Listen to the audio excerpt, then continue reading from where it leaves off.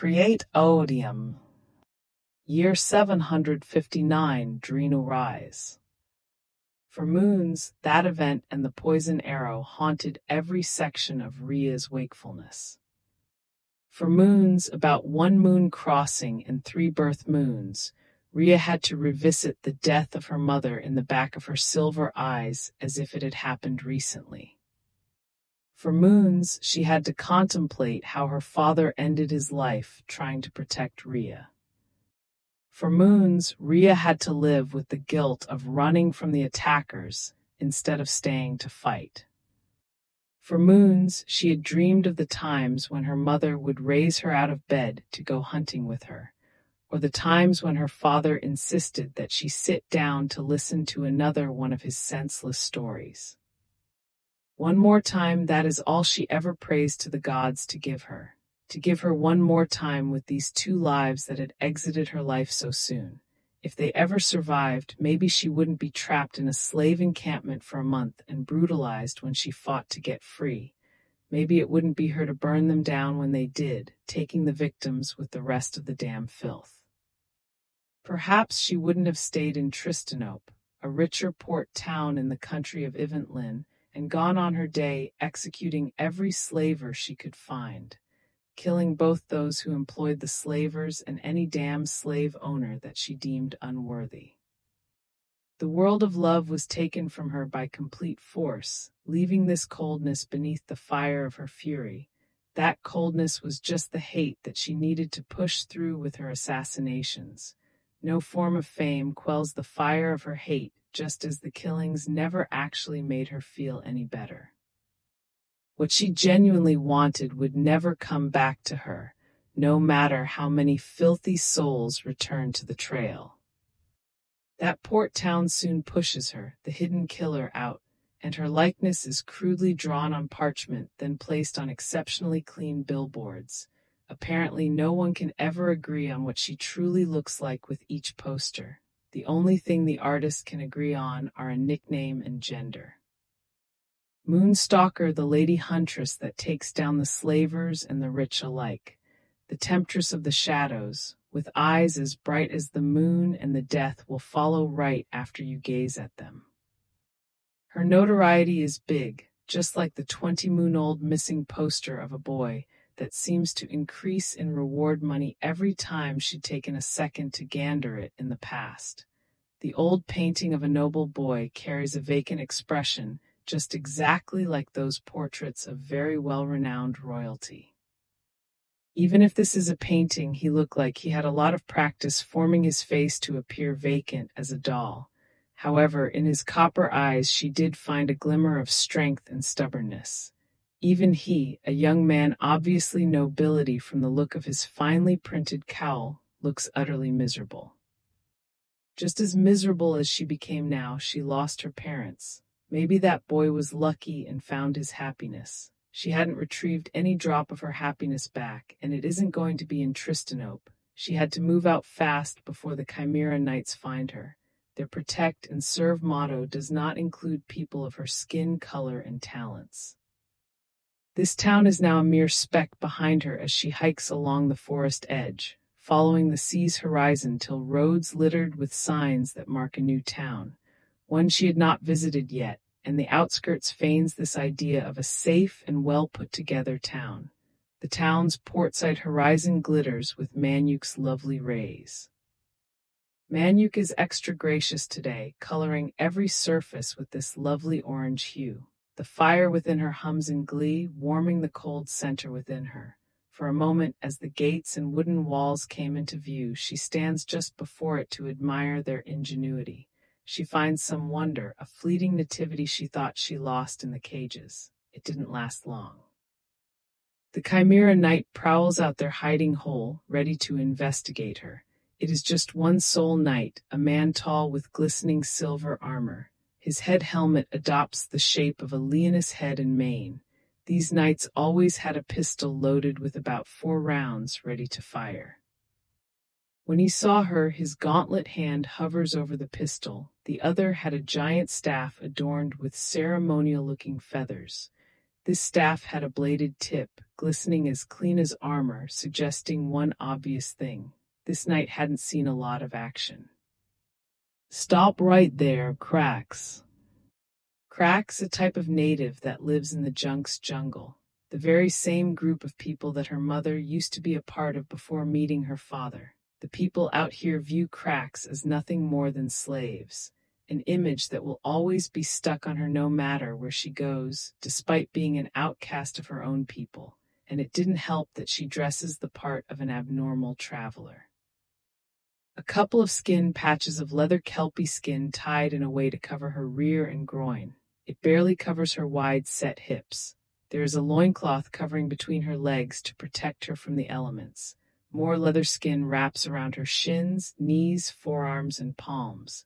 Climbing needs a lot of her legs and arms, and using leather in this way is more of a safety choice than fashion. Even her busty chest had the bindings of thick leather wrapping them into a bunched-up mound to protect her from getting them scuffed up. The bindings serve another purpose, and it is to keep her breast from getting in the way of her using her bow and arrow. No shoes, but she didn't need such things when she felt no pain from the heat of the ground after it is kissed by Manuk. The leather-skinned hood drape over her head, barely hiding the red-tipped black curls she inherits proudly. The hood is just so it took a few more seconds for her enemies to recognize her, though it is hard to remain inconspicuous with silver eyes as prominent as hers. Even worse, her body has been through some changes since she was a meager, thin teenager. Her breast had grown to an aggravating size, hips and rear filled out with more muscle assets that distract anyone with the carnal desire for a woman. That is the case for this knight. His putrid gaze wanders over her assets a little longer than she likes. Adding him to the list of scum upon Arathia, this list is getting rather large every day. I need to see your slave documents. He shakes whatever spell that dawns over him when he stares at her breast, thumping the staff to further play this authoritative front. Right cannot be a free slave without documentation. Him never was one so, no. Her fingertips trace the string of her bow, her arrows strapped to her back. The bow is older, made up of the Junk's jungle wood, but was tenderly crafted by her mother. The signatures and some endearing quotes are still carved into the wood till this very day. This bow never failed her in a fight.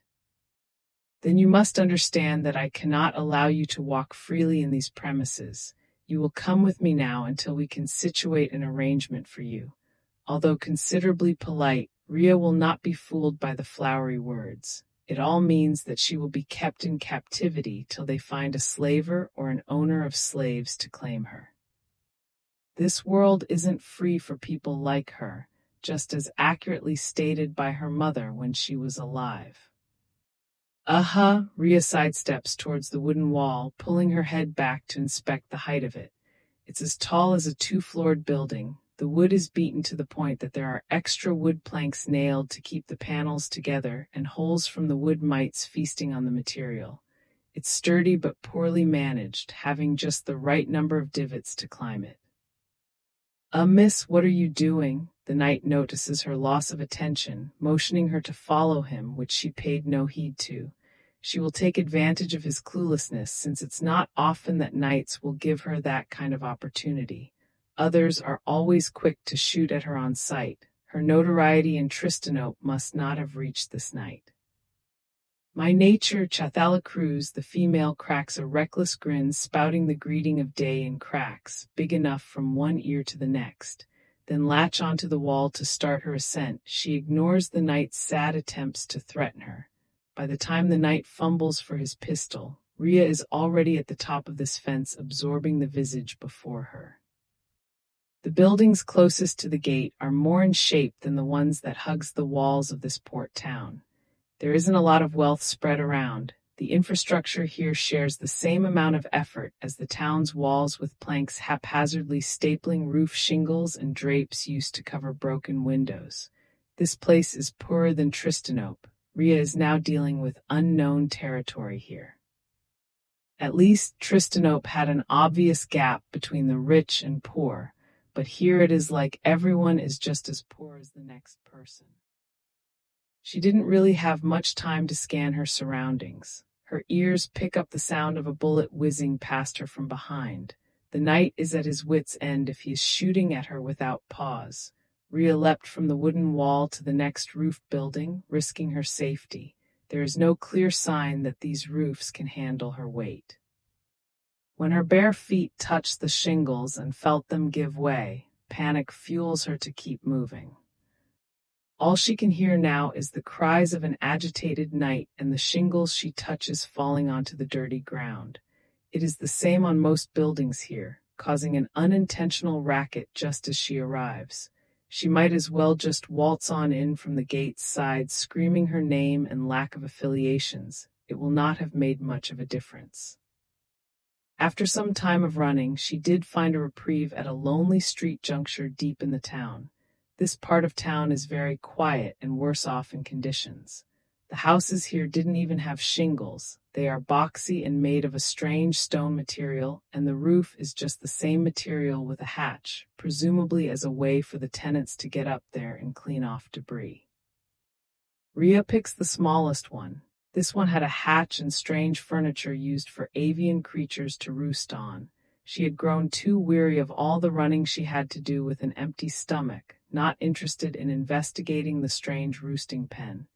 It had been a whole day since she last tasted something delicious. It is detrimental for a burning mage like herself to starve like this.